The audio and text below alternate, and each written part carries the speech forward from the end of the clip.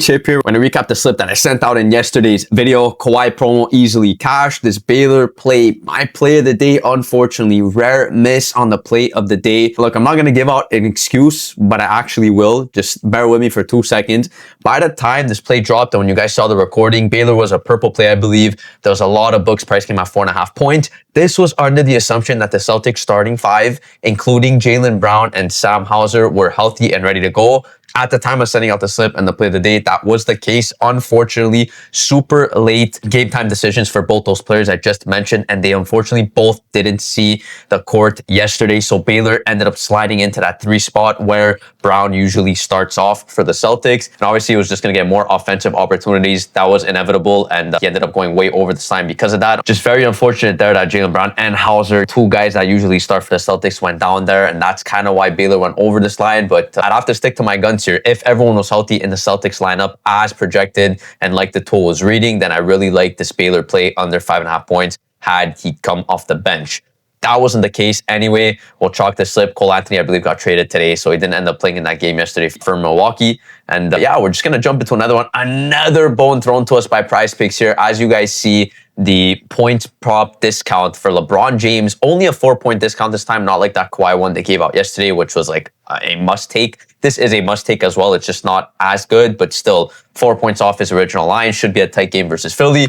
It's LeBron. We're going to roll with it over 16.5 points. So again, not too much breakdown there. You'll see at the top of the tools here, he is at the top because, again, it's a 4-point discount, 61% chance to hit. We got to play these. And as always, I am using the tools to support our plays. The first tool we got, the Sharp Money tool, compares the Prizepicks lines that are currently on their board to other peer-to-peer exchanges. You got Novig and Profit X, just to see where the sharp bettors are really placing their money. These guys, sharp bettors, meaning these bettors with the very sophisticated models, all these advanced analytics just to determine whether a player is more likely to go over or under. We really want to be mimicking their directions and their calls on these plays, as well as the sports books to the right of your screens to see the traditional market of a player's over under. Same deal in the optimizer with the sports books, but instead of those middle columns where you saw the Novig and Profit X there, those reference columns, we have instead other competitors to Prizepicks, so we can see where we're getting the best discrepancies, the best lines on the Prizepicks board, see if we're getting any plays that are exclusive to Prizepicks, meaning that they've either been discounted or removed on these other 3 DFS apps, including Underdog Fantasy, DraftKings Pick 6, and Better Picks currently on the site. So my strategy, as you guys know, if you've been watching the videos, is I like to go first with the Sharp Money tool because it kind of condenses the top of the top plays off the Prizepicks board. And then I like to cross-reference it with the Optimizer tool as the second part of the strategy, just to see if we're getting, again, the best line on Prizepicks, if we're getting play exclusive to Prizepicks, and to see if there's any discrepancies among that DFS app market. So I will start off with the Sharp Money tool right away. There's a couple purple plays here. This NFL game won't be till Sunday, so I'll hold off on that for a bit. Something that I got in right before recording here, since Duncan Robinson playing this Pistons game should be a blowout as per the sports books. In this game, Pistons, I believe, are 15.5 point favorites. But just to say, because Duncan Robinson is starting for the Pistons, so if they're primed to blow out the Wizards as per the spreads indication, then we can assume that Duncan won't really be playing as much time, which is good because we're taking his under. So hopefully he doesn't see too much of the court as he would otherwise in a tighter matchup.